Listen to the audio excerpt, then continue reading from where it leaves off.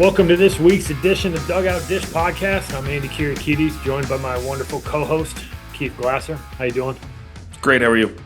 Good. We have a special guest on for this week. We're excited to have him on. He is first and foremost, he is another graduate of the Tony Rossi School of Baseball, one of many incredibly accomplished coaches that have fallen from that tree. He's currently the pitching coach at St. John's University, and we're fired up to have George Brown on. George, what's going on? Appreciate you guys having me. Thrilled to be here, and yeah, luckily I made it through that tree, hit the ground, and walked away from it. But no, I owe Coach Rossi a lot for giving me my start in this business. He was an incredible mentor and a great dude too, on top of everything. Yeah, he's the best, and Keith knows him a lot better than I do, but just an incredible human being. I think that's probably a good place to start. Take a couple minutes and walk the listeners through how you've gotten to where you are now. I know you've been in a few stops, coached for some legends, and played a little pro ball on the way. So walk us through it. Absolutely, yeah. So I was born in Boston, but grew up in Syracuse, New York. And was recruited out of Syracuse by a couple of your former guests, but ended up going to St. John's and was lucky enough to play for Ed Blankmeyer and Scott Brown and our current head coach, Mike Hampton. Played 4 years at St. John's, and when you pitch on Saturday and play for a really good team, you get to win a lot of games. So I got picked by the St. Louis Cardinals, played a few years in their minor league system. And as soon as that was done, I started my coaching career. I made a few stops. I was at Siena College with Coach Rossi for a year, Monmouth University for 3 years with Coach Ehalt, Stony Brook for 2 with Coach Senk. And this is now year 7 back at my alma mater at St. John's, coaching for first Coach Blankmeyer, and now for Mike Hampton.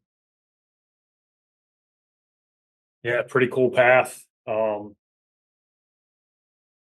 Learned from some legends there. We were talking about a little bit before. We don't need to get in it, but you've coached for some guys, and I'm sure they passed along a lot of information, which hopefully you can distill some of that as we dive into some stuff here. But first question we'd like to kick off, and then we'll kind of let it flow into some baseball stuff, is at St. John's, what are some of the ways, like how do you go about identifying players and evaluating players that are a potential fit for you guys? It's an awesome question.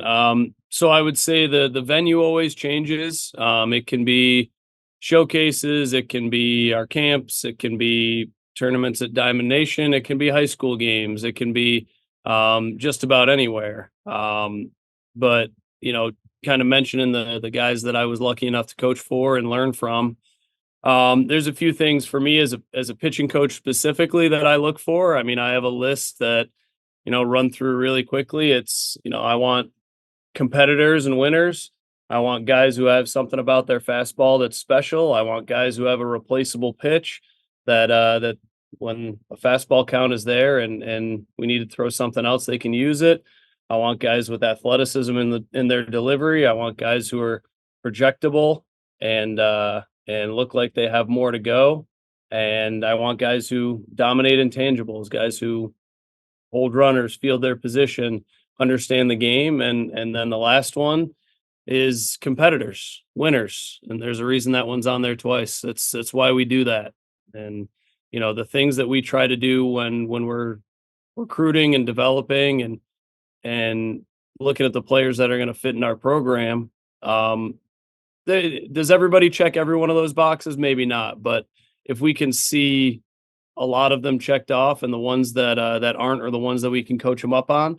That's kind of the way I go about it with pitchers. And, I know our hitting coach does the same with his hitters. He has some non-negotiables and then some things that are a little bit more flexible.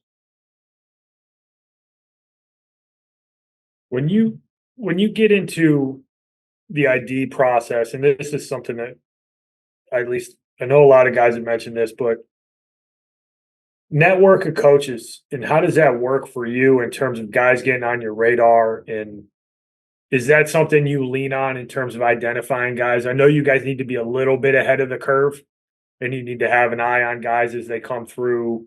26 is coming through for this summer and having a plan. Like, how do you go about that? And what does that look like for you guys? Yeah, undoubtedly. There's going to be a difference between the name collection process, identification, our evaluation, and then our deep recruitment. And I think that's where, being able to develop a network in the sense that there's people that you trust, there's people that you can talk to and call in certain areas, or who have a similar mindset that you do when you're talking about recruiting or evaluating a player, and being able to use them as a resource I mean, and it can be anybody. It can be former players. It can be people that you've met just through the coaching ranks, and a lot of different areas there. But for us, that identification process, it happens, definitely takes a village, because if you think you're going to do something like that on your own, just through your own elbow grease and hard work, and just go to games, like there's too many games to go to. So you have to at least have some idea from somebody where the players are. And there's a lot of different venues for that, but yeah, that's generally where it starts. As far as the showcase stuff, you touched on this a little bit before we got started, and I think it's an important topic because I don't think you're the only coach that really values this. But obviously, the recruiting stuff has changed a little bit in recent years around like short burst outings, showcase type events, and a little bit less stress put on gameplay. And I know this is important to you because I've seen you out specifically trying to watch guys throw 5, 6, 7 innings. But what's the volume that you like to see from a kid before you feel comfortable about your evaluation? And how important is it seeing in them in a true game setting versus the showcase, in your opinion?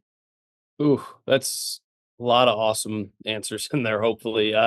So I think it does start, when you're talking about the identification process, and like really starting that evaluation. What do we see the player as? And from a pitching perspective, like if I'm going out and I'm trying to recruit a guy who I plan on having start for me, it doesn't really make a lot of sense to watch him in 1 to 3 inning bursts. Like I would try to get out to see his high school. I would try to get out and watch him in extended outings, and hopefully that puts me in a position where I can go back and see him again and say, okay, when things get tough, what happens? When runners get on, what happens? If we're talking purely on the identification for the evaluation, like, hey, if a guy hits a number on a radar gun, if we get a TrackMan file, or we get a recommendation, like that allows us to at least start kicking the can down the road. But for me, it's gonna probably be 2 to 4 times of extended outings if I see that guy as a high scholarship player for us that I really think is going to be impactful in our program. And the guys like that, like, yeah, like they don't get 3 outs at a time against kids their age. They get 21 and it kind of starts there for us. I think that's one of the hardest things to tell families and to get kids to kind of understand nowadays. Because I don't think I know, and you know this too. Specifically the summer ball stuff has changed from when, we're all the same age, right? We're not old, but when we grew up playing in the early 2000s, like you went and played meaningful games against really good competition. Like there was no Diamond Nation, there was no baseball head. Like that stuff didn't exist when the three of us went through the recruiting process. Like I played for the South Troy Dodgers. Like you go play doubleheaders on the weekends, and starters were going 5, 6, 7 innings. And I think that it's hard to get people to kind of understand. Like you need to be able to show the ability to go if 5 plus to legitimately be recruited and get some scholarship money in this, and be able to do the intangible things that you talk about, because it's something that when you get to college, you have to at least have some semblance of an understanding of how to hold runners, how to change looks, to be able to not be a 1-7 to the plate because it's a track meet when they get out there, right? And like, how many times have we like, and it happens, right? Like, inevitably it happens when you recruit kids and you bring them in and it's like, okay, like, he's going to be good, he can pitch, but like, he's a 1-6 right now. We're going to have to quicken that up. And it's that first inter squad where like your leadoff guy gets on and all of a sudden like stolen base, stolen base, stolen base, stolen base. And like, now they're frazzled. And it's like, no one's ever stolen it. Like, yeah, man, like, this is college baseball.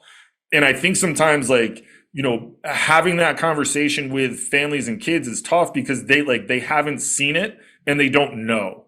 And it's like, but like, I'm telling you, it's going to happen. I'm not telling you that you need to be a 1-2 right now, but like, these are things that we need to work on in order to get better. And I think sometimes when, we can have these conversations, we have people like you on who have had a lot of success with guys, and, we've had other pitching coaches on, and like, regardless of where they're at, whether it's Division I, Division III, like, all of them say the same things. Like, yeah, you have to be able to throw strikes and I want you to go deep, but like, you have to hold runners. You have to field your position. You have to do a lot of other things than just throw 95 miles an hour. Like, there's a lot more that goes into this. And I think that that's something that is kind of getting lost at the lower levels. That is, I feel like Andy and I are bringing people on, they're trying to shout it from the rooftops of like, you need to do more than just throw hard. There needs to be breaking, like, you need to have other pitches. You need to be able to do other things. And it's not just the velo piece that I think a lot of people like to get hung up on, because we see it at some of the highest levels. Cliches are cliches for a reason, right? Like, they might get boring or challenging to hear over and over and over, but like, it's about playing the game and it's about trying to win baseball games. And there's I think, this kind of gets tossed around quite a bit, but like, when you talk about the level of skill and talent that exists in the game, like, we can be the old men yelling at the cloud. I'm 37. So I think we're all kind of in that same ballpark-ish. Like, I can be that old guy who's all mad that the game isn't played well anymore. Well, things are taught and valued differently at a younger age. And so they arrive with those skills more readily. Like, I remember recruiting a kid and it was, he was in the 2015 recruiting class, and he was coming to Monmouth University, and he hit a 90 in a game. And I was like, oh my God, we got a guy throwing 90 miles an hour who's not even here yet.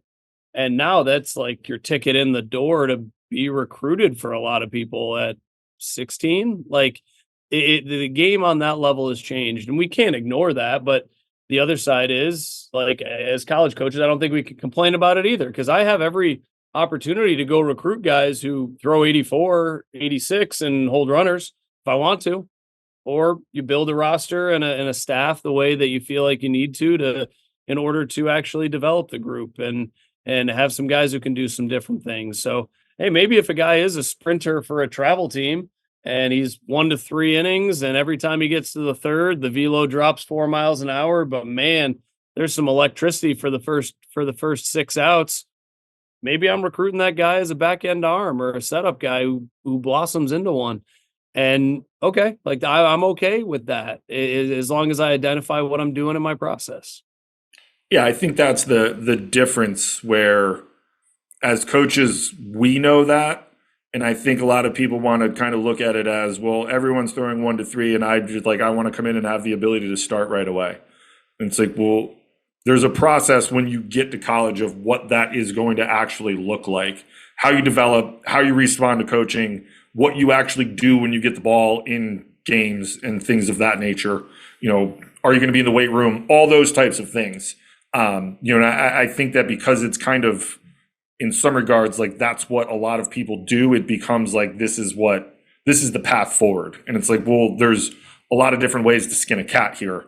It's not just, the 1 to 3 is going to be the be all end all for everybody.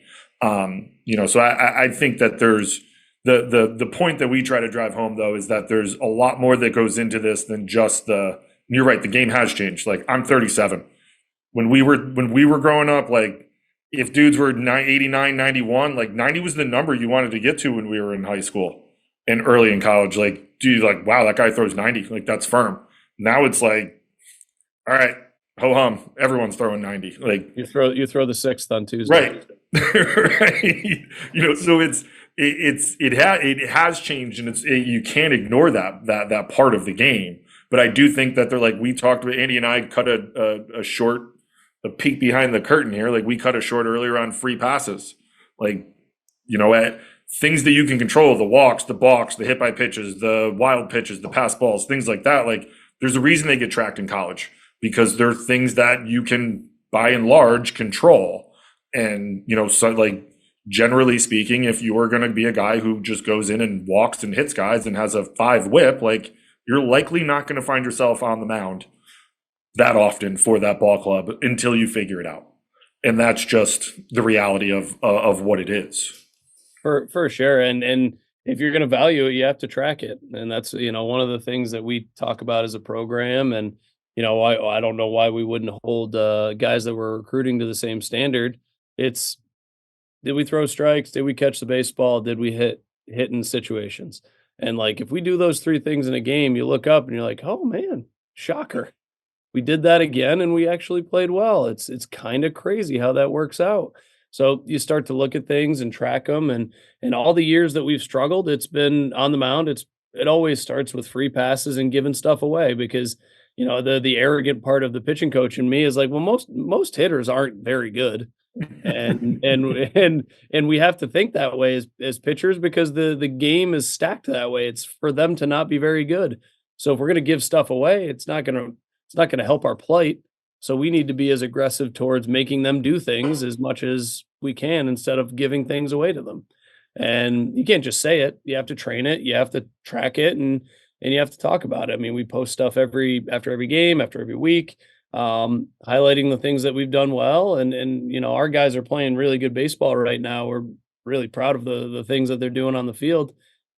It's not like superhuman stuff. Like, it's just playing good ball. Like, it's not overcomplicated, being tough and caring a lot about each other and winning baseball games. It's a rather simple formula. But the other part that, I want to touch on too, like, it goes back to why you have compete twice on your checklist.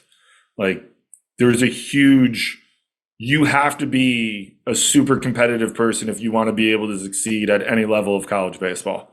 Like, or even if you just want to stick, because you're going to compete every single day. And I think that that's something that it gets lost on people sometimes. Like, how many times have you had guys come into your office and been like, well, I just need a couple more opportunities, or I need to be able to pitch in a game. It's like, well, you have an opportunity every day. Like, we've inter-squadded. You've thrown 30 innings in inter-squads between the fall and the spring, and you're pitching at a 10. Like that, like, everyone else is pitching at a, sub 10. Like, we're going to go to those guys before you, because they've earned that right in practice against their teammates. And I think you have to have those conversations. I think sometimes it's tough for kids, because it's like, well, like, I just need more opportunities. Like, you have that opportunity every day in bullpens, in catch play, in whatever, in your touch fields, in your spins. Like, hey man, like, these are all the things that we've talked about. These are, like, you have to go out and compete literally every day. And it's not just when the lights are on. Like, it's got to be, and conversely, like, you can be really good, but then when the lights are on, it's not good. Like, you have to be good when the lights are on. But in order to earn that opportunity, you have to compete every single day in order to earn that right to go compete against somebody else.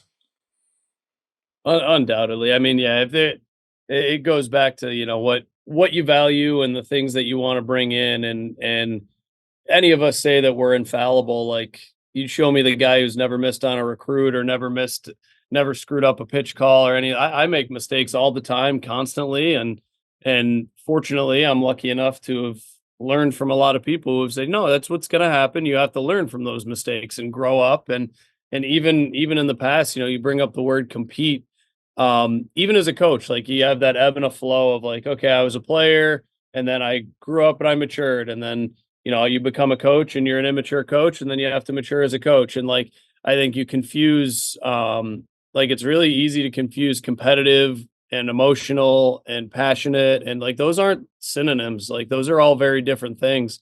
And the more control you can have over emotion, you can be an absolute dog of a competitor and look like you're just taking a stroll in the park. Like, the emotion that you give or show in certain situations, like, yeah, a fist pump is always good at the end of the big inning, at the end of a game.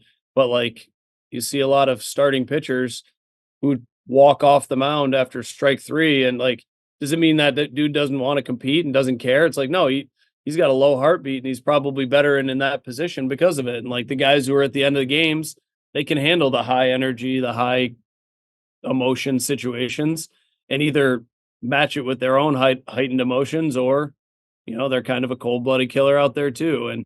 And all those things kind of make up who you are as a player. And I think one of the things I didn't talk about, but like I try to be as a coach, and again, we've all figured things out at times, but like you want to be authentic, and like who you are as a player and as a person should translate. And so if you're not overly emotional, like why force yourself to be? And if you have a little fu to you, and that's how you project yourself on the mound, like that's how you have to be. Like you can't tamp that down. You have to control it, but you can't tamp it down and pretend you're somebody else. No, I think it takes a while for people to figure that out, right? Like, it took a while for me as a player, it took a while for me as a coach. Like, you know, I think when I started coaching, I was a big yeller. I don't know if I yelled the last 10 years of my coaching career. Like, it just wasn't useful. It wasn't me. Like, I wasn't a big yeller or screamer when I played. Like, it was just kind of what I thought you were supposed to do. And I was like, this is stupid. Like, I saw this when I was a player. I thought this is what happens. I stepped back and looked, and I'm like, I didn't like this when I played. Yeah, I was like, I didn't like this when I played. Why would these kids like this? Yeah, like, man, like it's so true, because again, anybody who doesn't acknowledge their mistakes, I've made tons of mistakes coaching guys, being overly emotional myself.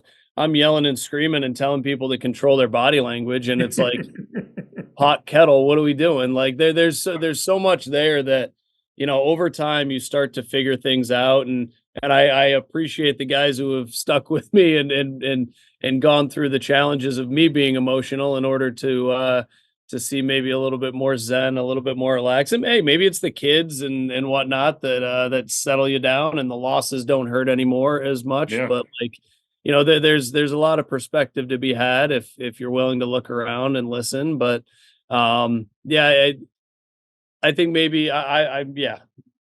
Why yell? Like doesn't do anything.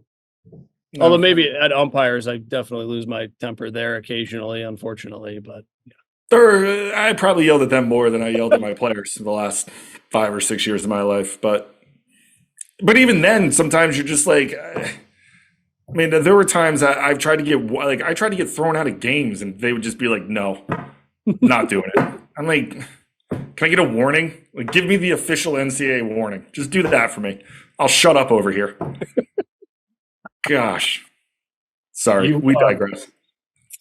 You said something that I think we should take a second, because I think this is important for players and families to understand, but I think it also frames up college baseball. And you mentioned pitching staff, and that in college, I think this is one of the biggest differences from high school to college. And it doesn't matter whether you're playing junior college or you're playing in the SEC or somewhere in between.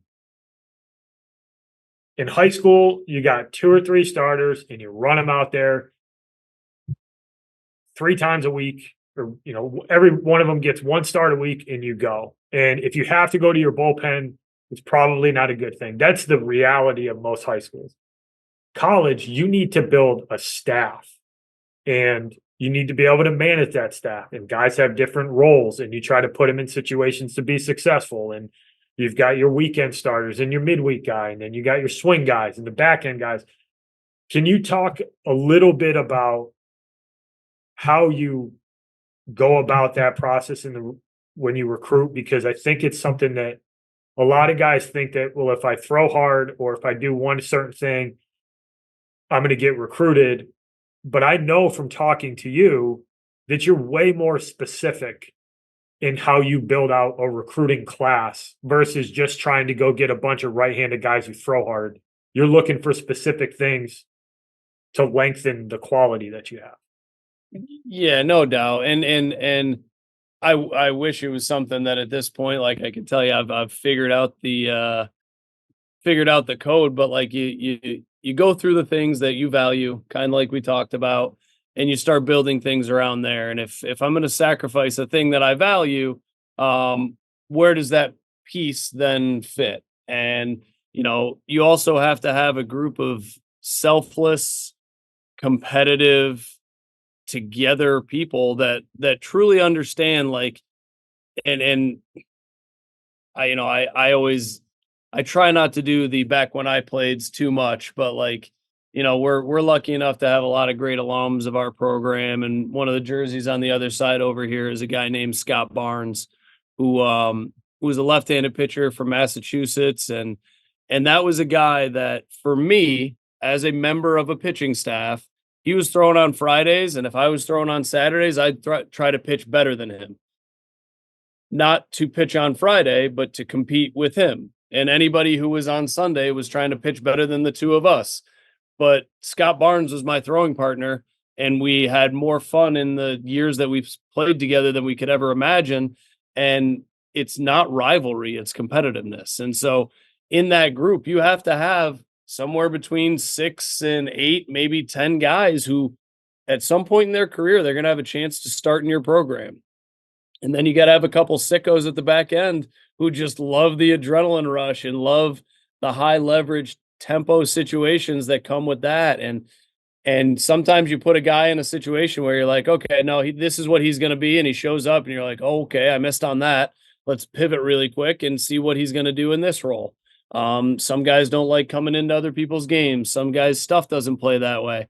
And as you evolve, like, you understand that no matter what you do, you can plan for all these things. I think all you have to do is have a key philosophy and a couple key tenets that all of your guys are going to do. And from there, they're going to fill into the roles that they have. And if you want another role, it's one of the things we say in the recruiting process. Hey, you want to start as a freshman? You want to pitch on the weekends? Pitch the best. Coach Hampton writes the lineup, but it's in your handwriting, man. Like, it has nothing to do with us.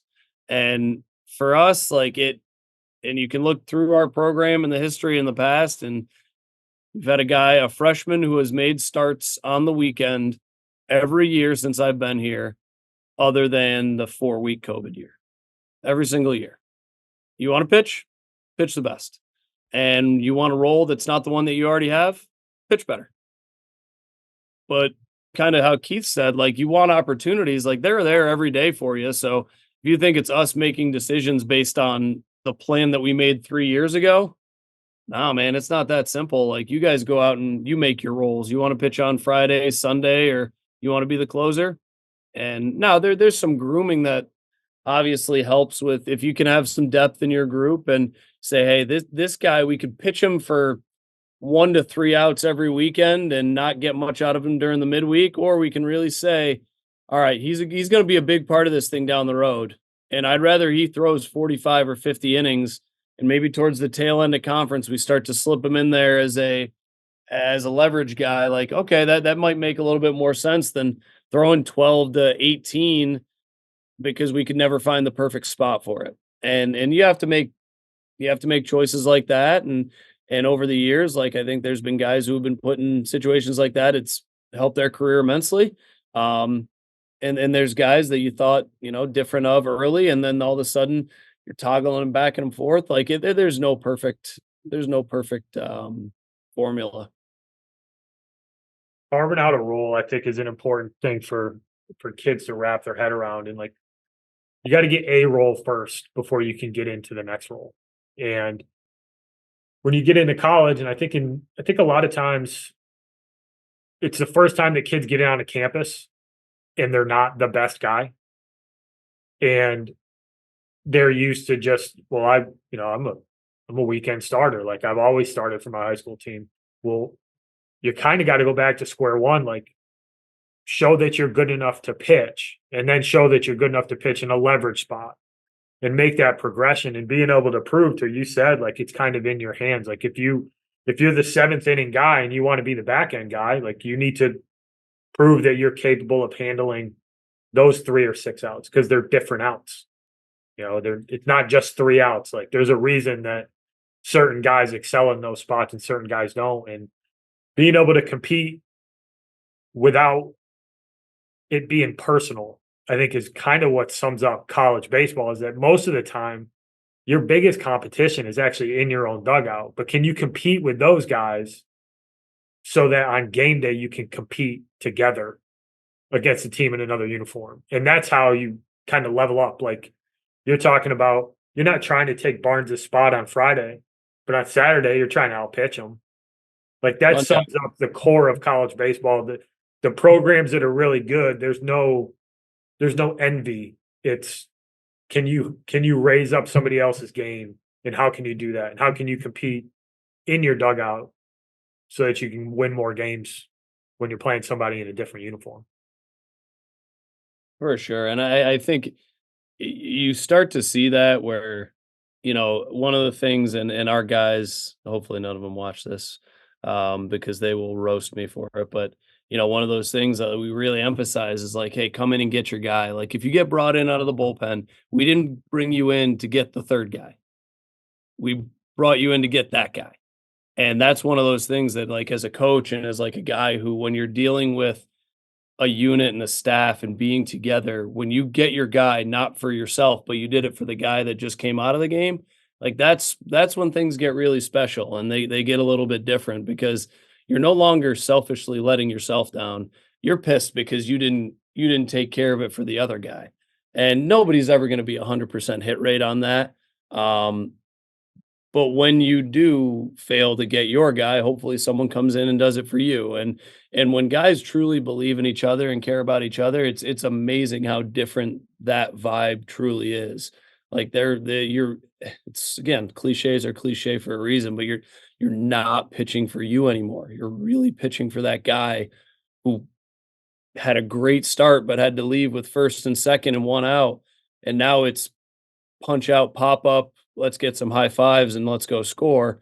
But it's not about me pounding my chest and thinking about the things that I did.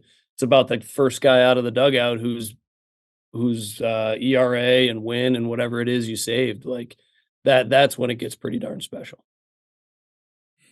And when it is that first guy out of the dugouts who's the guy that got lifted, like that's when you know. Because that dude's fired up and the dude coming off the mound's like, I got you. Yep. Yeah, and I think the one thing I had two things, but I forgot the other one. But like when you're talking about the roles on the staff and throughout the season, like I think it's important to also note like it's fluid throughout the course of the season. Like very rarely in this sport do you start the season with like, okay, this is I venture to say never. Do you start to be like, okay, these are my 1 through 14 arms? Do you get to the end of the year and 1 through 14 are the exact same? Like there's a lot of things that go on throughout the course of the season that are going to dictate where guys start to move and how guys throw in game. And, guys are going to get dinged up. Guys might get shut down for a week or two because of whatever that reason might be. And, some guy you weren't expecting steps up and all of a sudden they have a bigger role. And I think that that's one thing that especially younger kids don't necessarily grasp right away when you get into the season because like you've never gone through with a season that you are about to go through. Like you haven't played 56 games, you haven't traveled all over the country. And let's face it, like we all played Northeast Division I baseball. Like you lived out of a bag for the first 5 or 6 weeks. Like you're barely in class. Like there's like you're traveling all over the place. You're on planes, you're on buses. Like there's a lot going on. And and I think sometimes like you look at it and you're like, well, I'm the 12th pitcher. Like, what do I do? And it's like, well, hey man, you could be 14 by the end of the season, or you could be like 10 or 9 or 8, depending on what goes on. If you keep going about what you're doing and competing every day, and when you get the ball, if it's mop-up duty, go out and punch a bunch of guys out and be like, okay, hey, he showed us something there. Like now, instead of not pitching in the following midweek, maybe you are pitching in the midweek. And maybe you do well there. Maybe you don't. Who knows? But the point is, like, it's a fluid thing throughout the course of the season. And the same thing holds true for position guys. Like, yeah, I write the lineup, but like, I wanted my job to be hard writing the lineup. And I think this was my second point I remembered as I was talking. Like, when you talk about guys picking up guys and like the pitcher coming out and get your guy, like, and competing and, wanting this guy to be better, it's the same for infielders or, like if you have that backup infielder who's really good defensively, like push the starter. Like if you're getting better, he's going to see that to push him. Like that's getting the team better because all of a sudden, like now we have a bunch of guys who can really play defense and now my job is hard. Now I got to split hairs to write a lineup, but we're getting better overall. And then those guys pull for each other. And like, that's when you start, we had that, a couple years when I was at RPI, like it's a special thing to be a part of when it's like, guys are pulling for each other from like they compete all week in practice and they get in a game and it's like, doesn't matter, dude. Like, let's get this done. If I get into the game, I'm going to do everything I can do to help us win. But if not, I did what I did to prepare us this week so that we could win this game. And I think that that's a special thing to be a part of and understand that that's something that happens in the college game. It doesn't mean that you're never going to get time to play, but that year it might not be in the cards. Yeah, and I don't know you tell me if you've ever been part of one, but I think I'm up to, God, this is 17 years in Division I baseball. I can promise you there's never been one year where even the three starters on the weekend have been the same the whole year, not one time. And those are the alleged three most important guys. Like if we're shuffling in and out there, think about the mobility that happens behind the scenes. And one of the things that you alluded to that it never really made sense to me, like especially even as a player, but especially as a coach, where if you see an opportunity in a blowout or a game where there's not a lot on the line and you're not going to attack that opportunity to what? To show me? Like, yeah, you just did. You showed me I was right. Like, right. I don't understand. It's so self-defeating and so like it's so contrary to what you're mad about in the first place that like I don't know, I just don't. It's one of those that just doesn't really, the amount of time that guys spend to be college baseball players and not have a spring break or not have any of these other experiences that guys have, and then you're going to throw opportunities away. It just, again, none of it makes sense. So it's counterintuitive to me. No, I used to talk about all the time with our guys, like, when we would have, let's say we laid an egg and it like a frustrating egg where like we gave away a lot of things that, we'd always kind of talk about like what, like, I'd get frustrated sometimes and say like, what's the point of doing all this? Like to your point, like the amount of times we practice, the stuff you have to sacrifice, the time we spend in the weight room, all of this stuff to then like, this is the fun part. Like this is the part where you get to go out and compete. And when the pressure got too much, like we folded. Like why? What do we need? And I thought the same way. Some like in some instances where it's like, and it's like why do all of this if you get to the fun part and it's like, nah, whatever. Like this isn't fun. Like I don't want to practice all the time. I want to go out and compete and see where we stack up and see who we can beat and how good we can be. And such a cool quote. We one of the teams we played early in the year, and it's a Roger Clemens quote. So I think you could probably guess which game we played earlier in the year that it was. It was, the day I pitch is my day off. That's the day I just get to go do the thing that I love. All the other stuff, that's what, and that, you kind of alluded to before, but like, the game days aren't for coaches. They're not for us. That's for the players. Practices are for the coaches. If we can't prepare you in the time that we practice, then shame on us for not putting you in a position to take the day that should be your day off and actually enjoy it and get the most out of it that you can. And those days, like you could say whatever records or anything that you want, like those are all player records, man. Like that's them going out and doing it and them making a commitment to us in the times where they probably on a Saturday morning weren't dying to hear my voice. I know there's probably a lot of people out there who are dying to hear my voice on a Saturday morning when they would just wanted to be a college student the night before. And instead they show up ready to go with us. Like that's their reward for that in the end, that they get to have days off where they put on a uniform and go compete. It's interesting.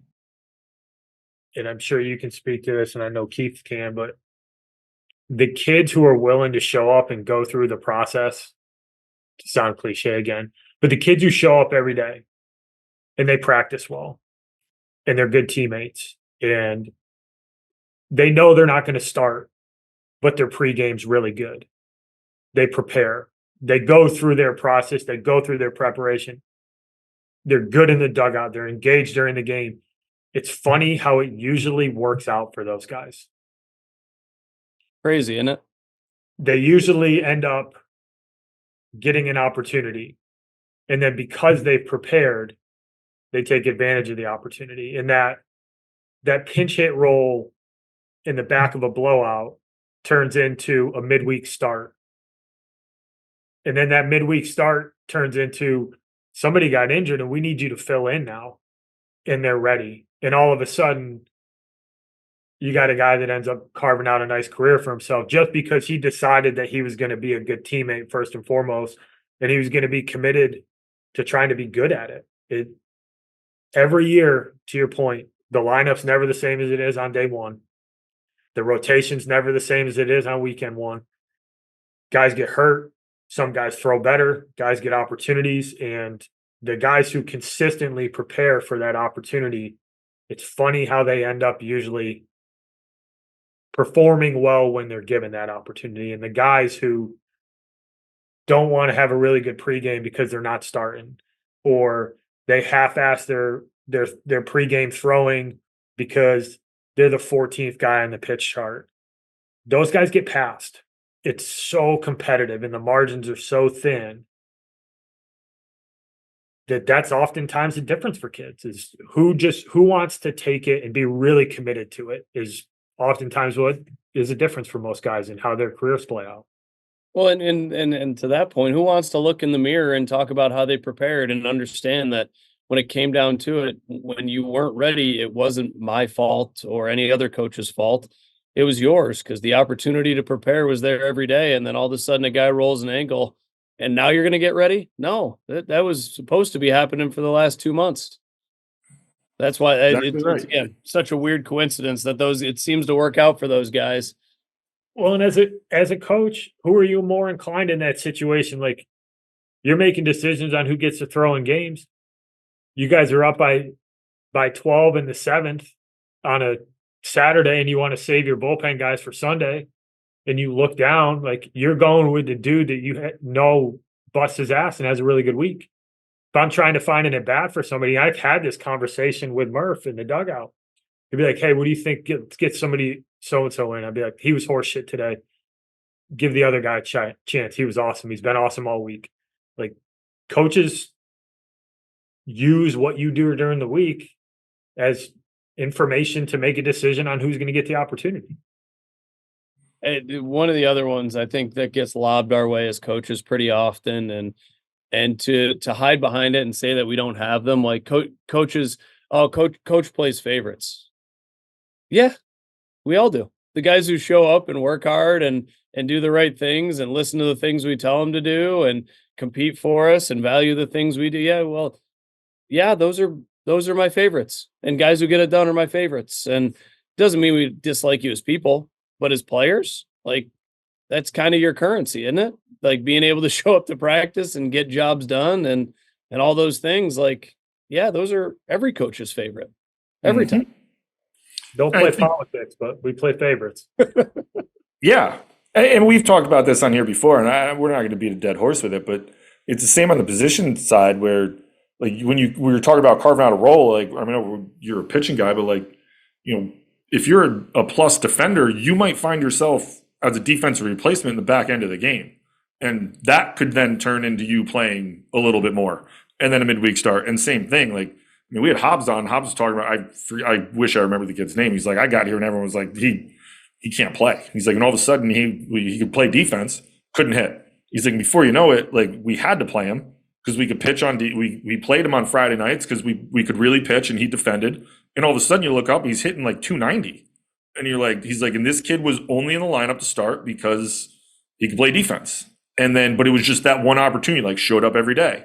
You know, but I remember we had a guy, Ryan Yearby, he pitched for me for 4 years and then went and finished up with Soups out at San Francisco. He would have this weird forearm thing where like it would not strain, but it was just weird. He couldn't grip the baseball after like 2 starts. So we'd have to shut him down. Happened his last 2 years. Happened with Soups too. But it worked out because I was able to start a guy that I wanted to be able to start hopefully later in the year, and was like, hey, this is an opportunity because it's early in the year. I'm not saying these games don't matter, but I want you to be able to go through the process of what it's going to be like to pitch on a weekend because I see you do it. Like if we make a deep postseason run, which we did, like I need a 4th starter. like right now I would see you as that guy. And it worked out because all of a sudden this guy was able to pitch on the weekends and showed up and did really well. But also, like when Ryan came back, Ryan was pitcher of the year before. When he came back, he goes back in, he slides back into a midweek role. Like there was no, like he just wanted to compete, but was able to be like, hey, I did this. And I like all of a sudden you see that confidence grow of like, wow, I was able to pitch on the weekends. Like, I think I can, like, I'm going to be able to do this. And his midweek starts were so much better moving forward because it's like he had that confidence of, man, I was able to go inning for inning with this team's number 2 and this team's number 2. And, all of a sudden it starts to grow. And then those guys on the bottom end that had to pitch a little bit more because he was going to throw the high leverage innings, like they got better. And I think when you have that type of, when you have those things that can happen, like when you have some guys who want to step up and take that opportunity, to your point, like it can change a lot of things and it makes it a lot more competitive and a lot more fun to be around because all of a sudden it feels like, we have 9 or 10 arms that like they're going to keep us in the game and we're going to have a legit shot. If we score 5 or 6, like we're good today. And when you have an offense that feels like they only have to score like 5 to win, and a pitching staff that's like, we ain't giving up more than 5 today, so we're going to be good. Like all of a sudden, like you start to play really, really, really confident, hard-nosed, tough baseball, and it's fun to be around. Very often that offense scores 12 and the pitching staff gives up 2 because they don't, because the other side of like, they don't think like, oh man, like the offense is, we give up too early and the offense is like, oh God, okay, they're going to have a day. We got to go score. Well, that's how you get goose egg trying to go score, like instead of playing. It's such a weird aspect of our game that it's like, it's definitely like people talk about it as defense and offense and pitching. And there's a lot of separation when you discuss those, but it's like complementary football, right? Like it's like the 3 phases where if you don't do one of them, they can take the other ones down. Like you run a football offense out on and it's 3 and out after 3 and out. Eventually, that Bears defense goes, all right, I've had enough. Like, I'm good. Sorry to all the Bears fans that I've coached. Are you Bears fan? I'm a Niners fan. Yeah. So, yeah. No Mahomes is really? Yeah. My dad wasn't a football guy and actually would have been more trendy during that time growing up to like the Bills because that was like the 4 Super Bowls. Yeah. Steve Young was a left-handed guy throwing on TV, and I'm left-handed, so I was like, "Oh, I like that guy." And it was a dark, dark time for a long time, and then, now we just get to get tortured by Mahomes every couple of years. So, I get tortured every Monday morning with Andy giving me a rundown of how good the Niners are and that they're going to contend for a Super Bowl for the next 45 years, while my Giants are talking about drafting J.J. McCarthy. Hey, national championship winner, man.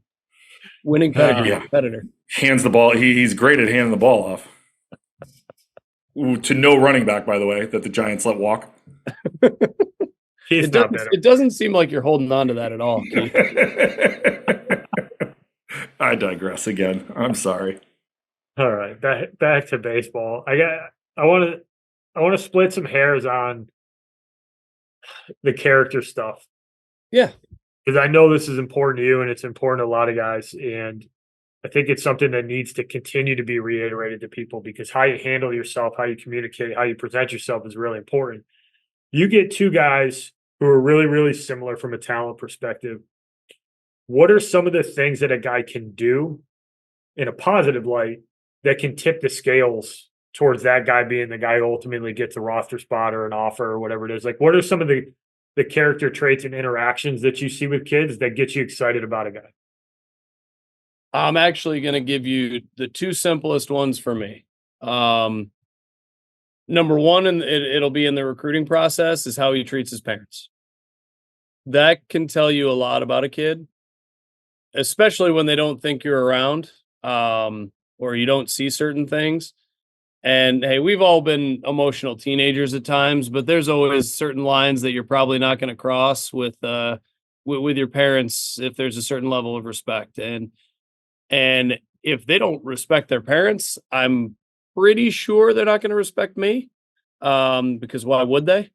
And then on our team, it cannot be understated how important being a good teammate is. And that doesn't mean being liked, but being a good teammate. And there's an important distinction between the two. Like there's a lot of guys who are really, really well liked, who are, again, maybe not even bad teammates, just nothing as a teammate. They're really well liked. But like if you're not a good teammate, a guy who can challenge people, a guy who can show up and elevate the people around you, like that's how I define a good teammate. Guys who bring people up.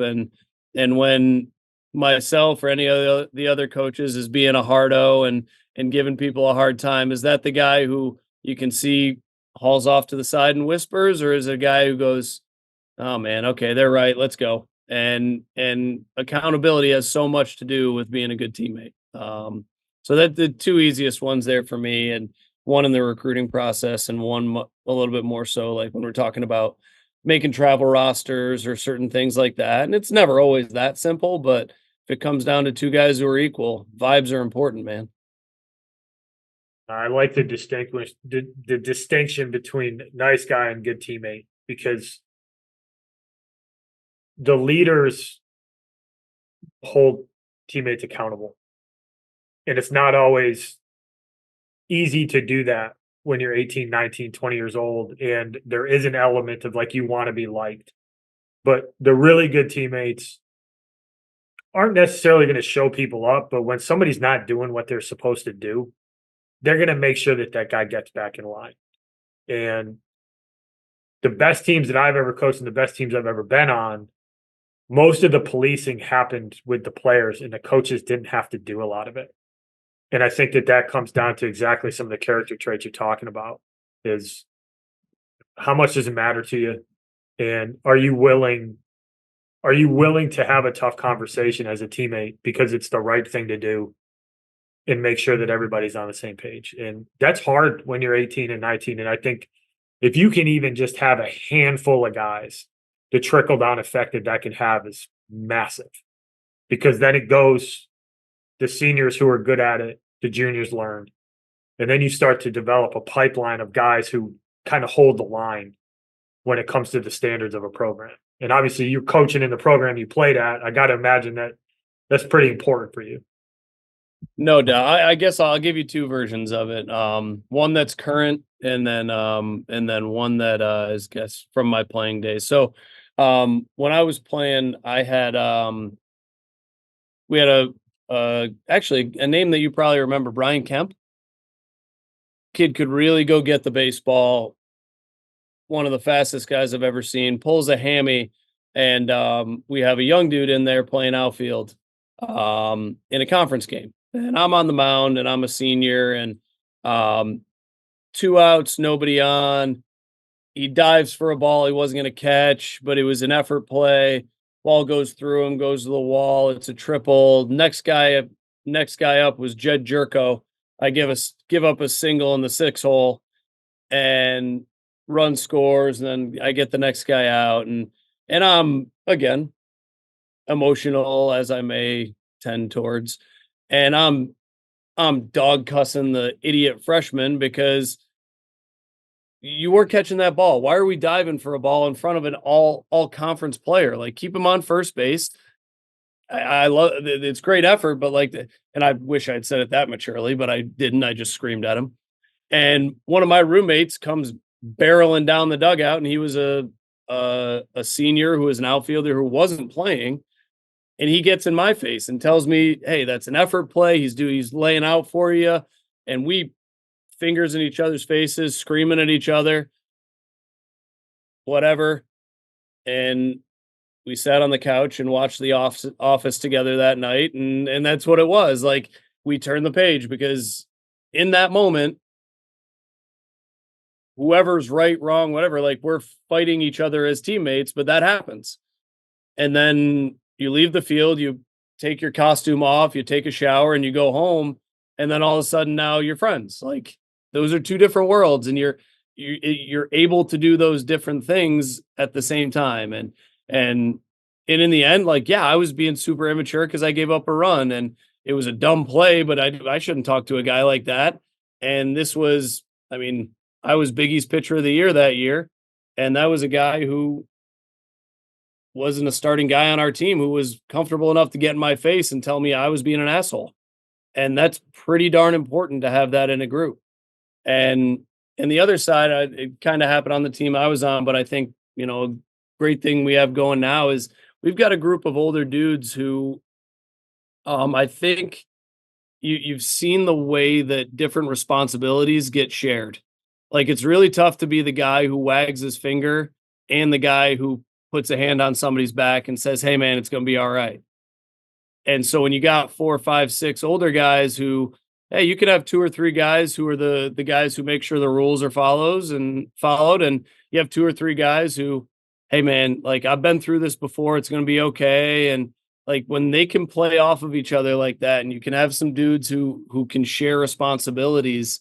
And I think that's what we're really lucky to have right now. We've got a couple experienced guys who I think have different roles in holding each other accountable or helping each other along and being good teammates and good leaders and elevating the program, because that's what we're all here for, right? It's all to do this together and elevate the program. And since we have a couple guys who are different personalities, and that I guess kind of going off on my tangent for the day, Keith, is you definitely want to recruit guys with the same values as you, but be very careful recruiting the same person as you, because a room full of 35 of me would end up very bloody and not good. Like I think I'd probably get annoyed with myself, just like I'm sure a bunch of our players do. And like being able to have different dudes around, like there's some guys for levity, there's some guys who keep things serious, there's some guys who have different roles in the group. And like, there's the guy who gets his chops busted every single day and keeps on coming back with a smile on his face. Like that guy's on every team. And without that guy, like it's really tough to survive with a group. Spend a lot of time together. A lot of time together when you're in those relationships and those roles change. And hopefully you got enough guys that hold the line with the stuff that really matters and gives other guys space to be themselves, right? So I think that you don't want to create a bunch of robots.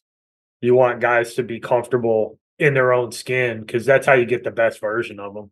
At least in my experience, is that you don't ever want to take away what makes a kid good. And sometimes the kid who brings the levity, like that's part of why he's good, is because he doesn't take anything too serious. But at the same time, you've got the hard ass who's good because he's a hard ass. And you don't want to zap that either. So managing that as a coach is that's kind of the finer art of it, and something that you get better at the more you do it. Like when do you just let it happen? When do you step in and try to control some stuff? And that's an interesting part of the player management dynamic that when I was first coaching, like terrible at it, because it was just me trying to enforce my will and my beliefs on. And you get a little bit older, and like sometimes the best thing you can do is not coach. Sometimes the best thing you can do is just let them be them and be there to answer questions, be there to give them confidence. And figuring that out as a coach is, I think, is one of the hardest things for specifically young coaches to realize, is that there's a lot you don't know. And the quicker you realize that, the easier it is to figure some stuff out. In the cross we all bear, I guess this is my version of like the seasoned old coach, where I do think the player has changed in that the amount of information that they have access to and the amount of coaching guys have received by the time they show up is they are differently thirsty for a combination of coaching and approval. And knowing when, like, there's guys who feel neglected if you don't say things when you didn't think you needed to, or and in a lessons developed world, like where you see a lot of guys who throw a pitch and it's like, was that good?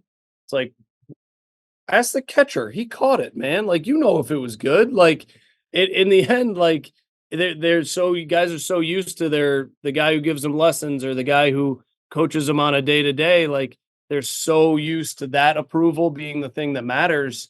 or the thing that makes him comfortable, that yeah, you have to have a balance of that too. Like some guys do need to hear, yo, dude, that was filthy. Yeah, he knows, but sometimes he just wants to hear you say it too. Yeah, I thought that that was one of the I don't want to say biggest changes, but one of the things that I had to adjust my coaching style to. But I kind of got out in front of it when I realized what would like that there were a lot of guys who kind of needed, I don't want to say a lot, but there were guys that needed that affirmation almost constantly. And with especially with our younger guys, like when they would come in, our freshmen, I'd get out in front and be like, listen, if I don't say anything after your round of BP, like that doesn't mean anything bad. I'm just trying to get a feel for what your swing is right now. Like it's practice two. Like I haven't necessarily, like I haven't been able to coach you yet. I need to see how this looks give me a week and let me actually get a feel for what this is. And same thing with the arms. Like, hey, give me a little bit of time to just really acclimate to what it is you do and how it plays and those things. Like, yeah, I'm going to coach you and we're going to talk about stuff, but I'm not going to say something every pitch. And I'm not going to say something every single swing. Like, and that's also not my coaching style. But I noticed that with some guys where they swing and be like, and I'm like, bro, there's another pitch coming. Dude, it's Pavlov's dogs, man. Like you become conditioned. Like we're the sound of the bell, and like Yes. it becomes where like my affirmation is your bell that you did it okay. Mhm. Was that good? Yes. Okay. Time for the next pitch. Like I can't be there with you on the mound. Like as soon as we get actually, hopefully they don't do it where you can talk into the pitcher's Oh, yeah. ear outside of the catcher, because then it'll just be all the way up to the pitch. It's like, hey, you're great, man. You're awesome. You're gonna dominate this pitch. You are amazing. It's gonna be like the Tony Robbins in his ear. Yes, Tony Robbins. That's what I was looking for. Yes, yes. But like it's true. I'd be throwing BP and like they would like wait for me to like say something. I'm like, man, like I gotta throw another pitch here. Like you're screwing up my flow here. Yeah, you're killing my rhythm, bro. What are we doing? And then they keyhole you, and then you get mad, and you're like, "Look, man, come on! Like that's a strike. Please swing the bat." But like, no, you're right. Like I don't think that we're the old heads saying it, but like that was noticeable at the tail end of my coaching career. I just tried to get out in front of it with guys of like the guys that I kind of noticed, like, hey, man, like I'm not going to speak to you after every swing or every pitch. Like we'll talk through it from time to time, but like. I also haven't I haven't been able to coach you yet. Like, let me see what you do so that I can figure out what I think is going to work and what I think might need to change. Like, I've talked about this on here before, and you didn't get to coach him, unfortunately, but like Dan Palini, who played for Jimmy and I at Siena before you got there, like, if you showed up and watched him hit in college, like, no one would ever teach anybody to hit like that. You know what I mean? Like, I didn't do anything. Barrel balls like that. High five, buddy. Like he stood with his hands forward, waggled his bat, had a big leg kick. Like if you showed up watching, people would be like, "You can't hit like that." And the dude hit like 49 home runs in 3 years. Like, is that good? But that was a young, a teachable moment for me where it was like, "Yo, you don't have to teach everything. Like sometimes things like this work." And it was a huge growing up moment for me, and it took me a very long time to grow up and mature and to be a head coach and do those things. But like it was a watershed moment for me because it was like maybe you don't need to teach literally everything. Like some guys can do things that other dudes can't, and you could go in there and change his swing and do this stuff, and like he probably would have sucked and not been as good as he was, and like then you look back and kind of got to live with that, and like. I'm glad that I didn't change anything. And, Danny had a phenomenal career and, made it to AAA and did a lot of cool things and hit a lot of home runs and, was really, really good for seeing. He just got inducted to the Hall of Fame too. Deservedly so. But yeah, I mean, you showed up and there's no way. I remember watching him take BP. I was like, there's no way this kid can hit. It was like, whap, whap, whap. Like, well, the hell do I know? This 23-year-old kid who just started coaching. Man, I got the whole world figured out. Yeah, and kind of goes back. So one of the things I like to read a bunch, and one book that I read during this off season. It's called The Program. I know they've done a lot of speaking at our conventions and a couple Navy SEALs. And like one of the things they ask you to do is talk about or decide your core values of like the group that you're going to be in charge of and what matters to you. And one of the things that you kind of alluded to, for me, it comes down to commitment, accountability, growth, and fun. And if I can have a bunch of dudes who are all about those things, yeah, like I think we're going to be all right. And the growth part to me is kind of what you talked about there. It's like not thinking like you're a finished product ever, because we're so all far from that. And yeah, if at 37 I think I've got it all figured out and I'm like, oh, I've arrived because I read a book. No, man, like if I don't learn anything from now to the end of my career, what am I doing? Like, Yeah. and those are the people that as players especially, and people in like any circle that I'm gonna value their opinion. If you don't value growth and trying to better yourself and get better, like, yeah, man, like it probably professionally isn't gonna work for us. Like it just doesn't, we don't line up. And that's because that's important to me. It doesn't mean it has to be important to you, but it's important to me. Right. And I think, we talked about this earlier, we won't get into it, but I came up with dinosaurs in this game, but I also, I finished my career playing for Dennis Healy, who my personal opinion is one of the best pitching guys that I had ever been around. But he had said something to me when he was at Wake, where he was like, every year I try to get better at coaching, whether it's through books or conventions or whatever. He's like, if I am going to continually ask my players to get better, I need to better myself in order to make them better. And I was fortunate enough that I was young enough as a coach and impressionable and I still am, but like where that resonated with me, where it was like, that makes a lot of sense. Like if I'm going to continually ask my players to get better, like I can't just continually do the same things over and over and over again, because that's not growth. That's not getting anybody better. We're not changing anything, and I think that's an important thing to kind of understand. And I think that's, when you, like, I have guys now who played for me that are coaching and they call you and they're like, yo, it's so different on the coaching side of things. And it's like, yeah, like when you're a player, you kind of go through this thinking like, oh, they just make a practice plan at 20 minutes before practice and then roll out to practice. And here we go. Like, no, man, there's a lot of thought and effort that goes into what we're going to be doing every day of the week leading into the weekend, and where throwing programs look and what we need to cover. And then, add in the fact that at most programs, like you're scheduling buses and hotels and meals and all the other things that go into what you have to do from a coaching standpoint, where, you have to get better at that stuff. Like if you're not good at organization, you have to figure it out pretty quickly in this business, because it's going to eat you alive. But I think that it's coach for Tony Rossi, because you're not organized. Yes, go hang out with him and you'll get organized pretty quickly. Erase all the names off the folders and then reuse them for the next class. Oh. Yeah, we laugh, but like it legitimately is like Yes. the thing that you look back and you're like, man, I remember being 25 and having it all figured out and being like, what is this? What does this guy know? I know what I'm talking about. And then you're just like, oh, damn it. Yep. Like, You leave and you're like, Right I again. literally, it's like, you know nothing, Jon Snow. Like that's what this is. Like you literally know nothing. But I think that like, shoehorning one a of the Game of things- Thrones reference. I did. appreciate that. Thank you. My wife and I are rewatching it, so I'm in it right now. Skip the end. But yes, like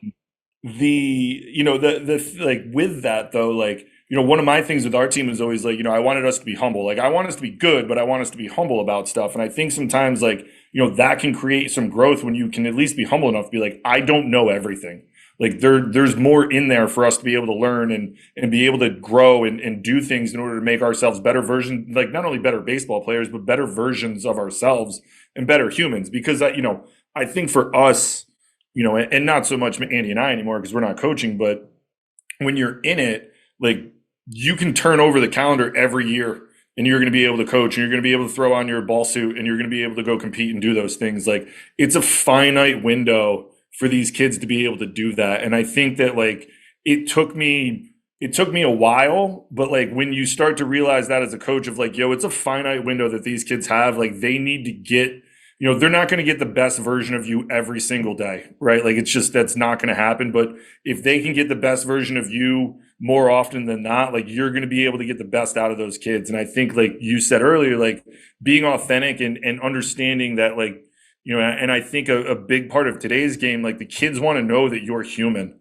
right? Like when we grew up, like you didn't know anything about your coaches really, right? Like you didn't know what they did. You didn't know if they were married. You didn't know they had kids. Like, it wasn't a thing that like happened. Like nowadays, like, my kids knew my wife. They knew that, they knew our son. Like they were super fired up to see him at the field. And dude, like I never grew up with coaches that did that. But I think that like when they can see that you're actually a human being and you do make mistakes and you have other things, like it adds more value to what it is that you're doing, because it's like, well, he's just a human being, just like we are. Like we'll get there eventually. But I think that like understanding that finite window that these guys have when, we can continually do it year after year after year, like they only get 4 years. Well, we have another pandemic, you can get 10, but you only get 4 years at this, and they deserve the most that they can get out of their college experience.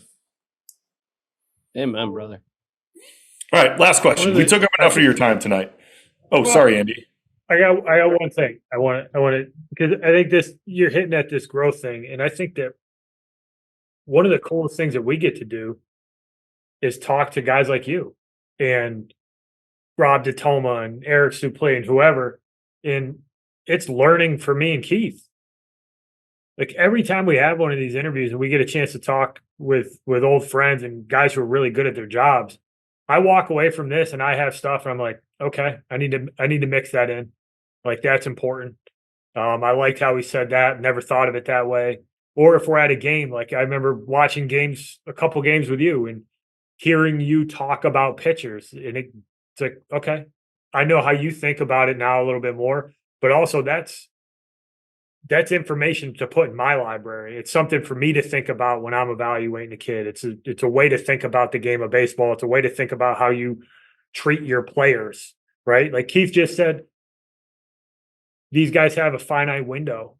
I never thought of it that way, but it's so true. Like those kids vast majority of kids get 4 years, and you kind of owe them the best 4 years that you can give them. And if you're a coach and you look at it that way, it kind of spins it on its head a little bit of how you show up for those kids every day. And these type of conversations are something I've, not only is it fun, but you learn to cherish them because you learn a lot.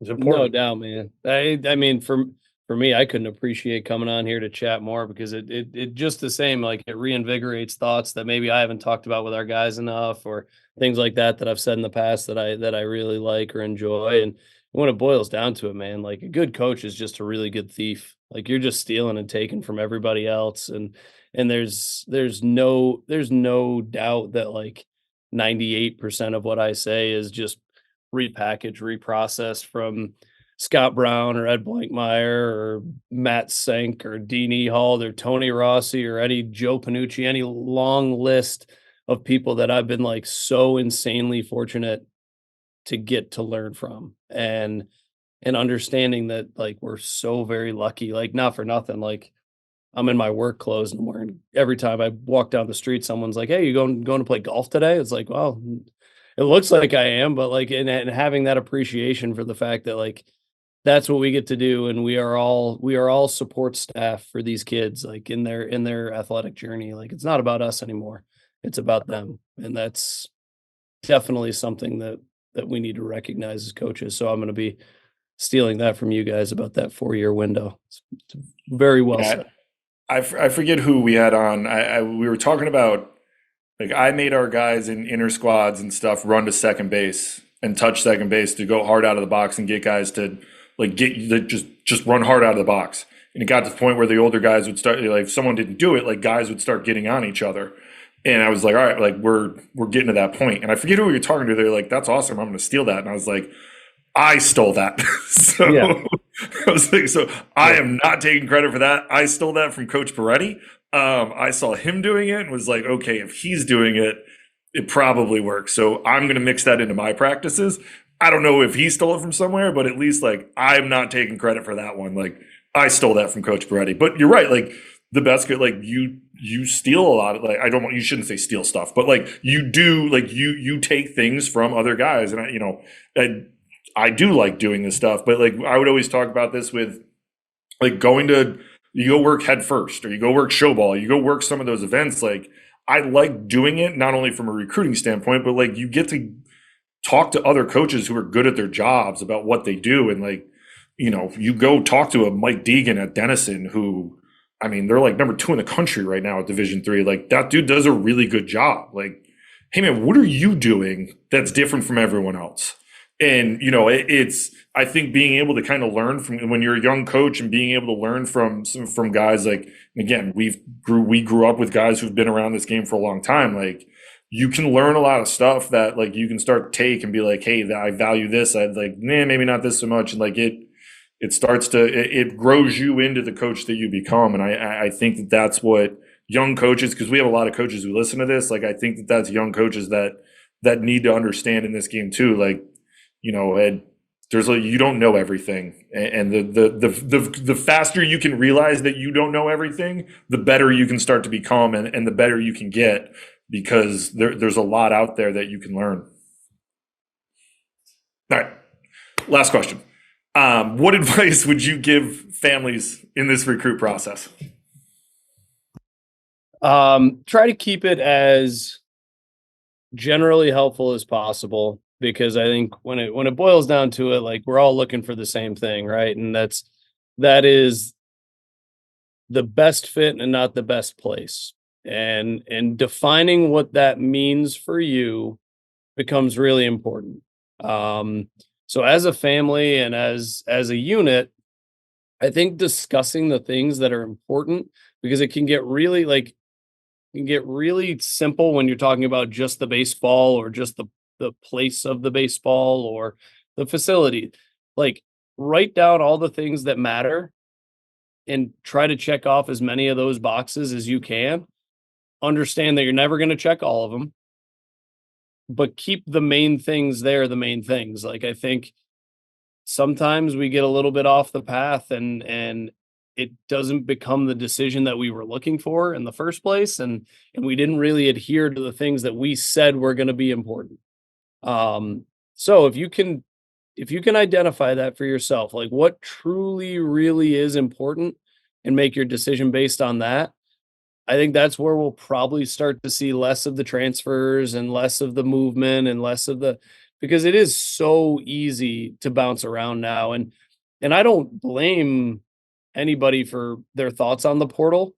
I think in the end, it's just like anything. We live in a capitalist society where like there's always going to be self-correction, and like we're going to eventually find like the water finding its level and where it all evens out. As we all navigate a new system like that, I think we're going to understand that like if you do a really good job searching out the things that actually matter to you and your family, you're probably going to see a lot less names in there. So I would say that's the simplest way I could say it. Extremely well said. I think that's a great way to end it. Appreciate you, George. I know you had a long day and really appreciate you spending some time with us. Obviously, best of luck to you in your pursuit of a Big East title. Keep it rolling. I know you guys are playing well right now, and wish you nothing but the best, man. And excited to see you at some point this spring or summer. I know we'll meet up at one of these games. No, I can't thank you guys enough for having me on to, again, just chop it up with a couple of dudes I like talking ball with to start. But like in the end, when it comes down to it, like that's what we're all trying to do, man. Just enjoy every moment in this game. And, it was a long day filled with, I got to have breakfast with my kids. I watched a baseball game, and then I drove over the George Washington Bridge. Things aren't that bad. Life is pretty darn good. Hell yeah. Well, thanks again, man. All the best. For those of you listening, tune in next week, and we'll talk to you soon. Thanks, everybody. Thank you for listening this week. If you're watching on YouTube, go ahead and hit that subscribe button and smash that like button for us. Check us out on Apple Podcasts, Google Podcasts, as well as Spotify. You can follow us on Twitter and Instagram at EMD Baseball. If you want to find out what me and Keith do to help families and players navigate the recruiting process, go ahead and check us out on emdbaseball.com. Take a few minutes to check out our new online academy. I promise you'll get some good information out of that. Thanks again for listening. Check in with you next week.